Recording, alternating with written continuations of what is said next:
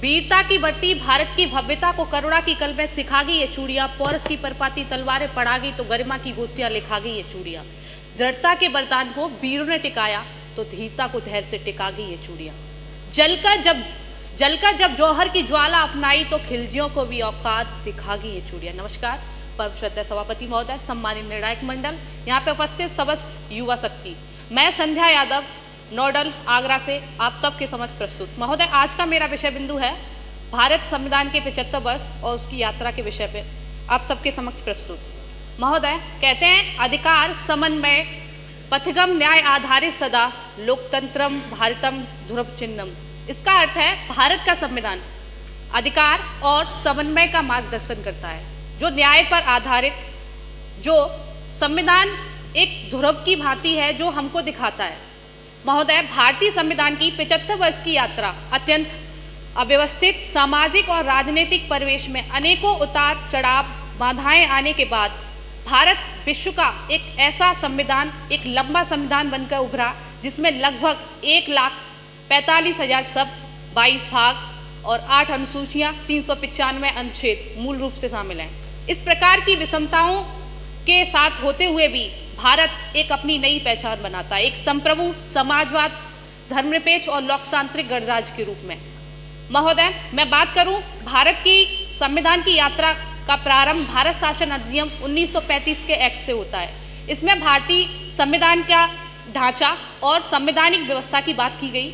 इसके साथ साथ सेकेंड वर्ल्ड वॉर होने के कारण भारत में क्या हुआ कि स्वतंत्रता की मांगें तीव्र होने लगी, जिससे ब्रिटिश सरकार ने 1946 में कैबिनेट मिशन बुलाया और इसके द्वारा संविधान का मसौदा तैयार करने का जिम्मा सौंपा गया।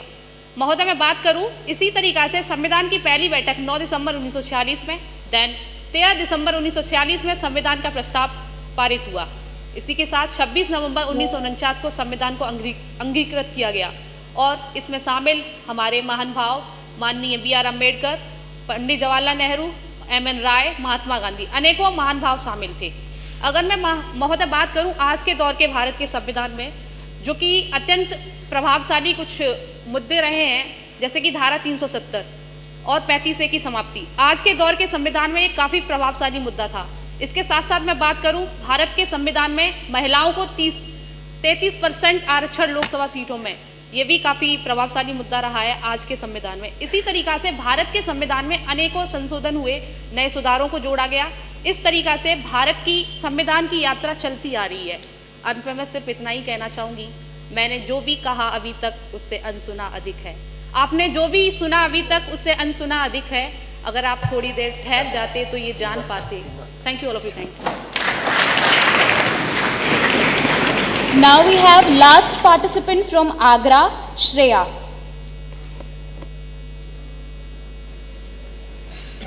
A very productive afternoon to our honorable judges, respected dignitaries and my fellow citizens. This is Shreya from Nodal District, Agra, standing here with the great responsibilities and commitments on speak on the topic that defines our nation. 75 years of our Indian Constitution, a journey of rights, duties and progress.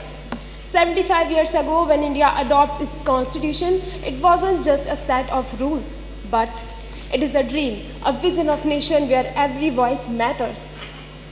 Our constitution has given us invaluable rights, equality, justice, freedom and what not. But today, as a responsible citizens, we must ask ourselves, are we really committed to the fundamental duties?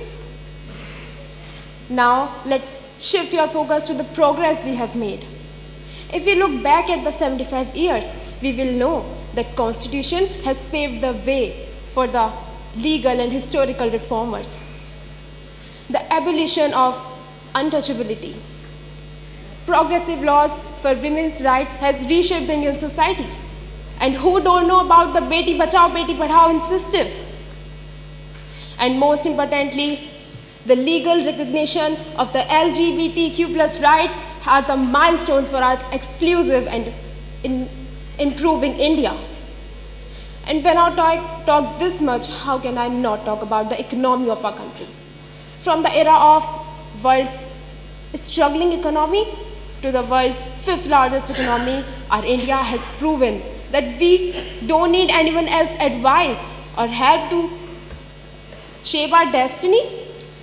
In just 75 years, we have reached where many nations are just take centuries.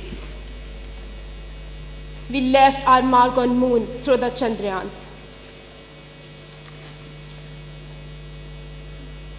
And today, we made COVID-19 vaccines not only for us, but for the millions of our people with the billions of our scientists.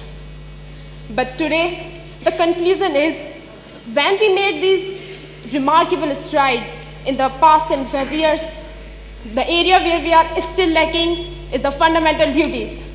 APJ Abdul Kalam once said, dreams are not that we see while sleeping, but it is something that don't let us sleep.